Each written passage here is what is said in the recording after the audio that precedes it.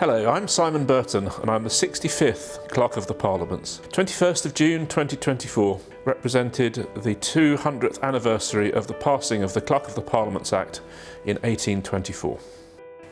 The position of the Clerk of the Parliaments has a long history.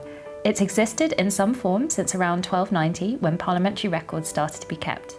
The duties of the clerk are set out in a 14th century document titled Modus Tenende Parliamentum, which means the manner of holding parliament, perhaps the first beginner's guide.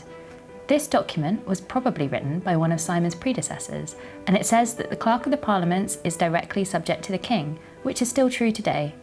It also required the clerk to keep records, which is still a responsibility of the job nearly 750 years later. By the 17th century, however, people were increasingly holding the office without actually doing the job, paying someone, often a junior member of their family, part of the fees they received for the role to carry it out. For almost 140 years, the role of the Clerk of the Parliaments was held by two families, the Cowper brothers and then the Rose family.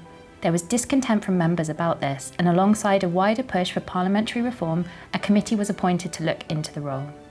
The committee's recommendations, including that the clerk carried out the role personally, were adopted and the Clerk of the Parliaments Act passed in June 1824, though it didn't immediately come into force.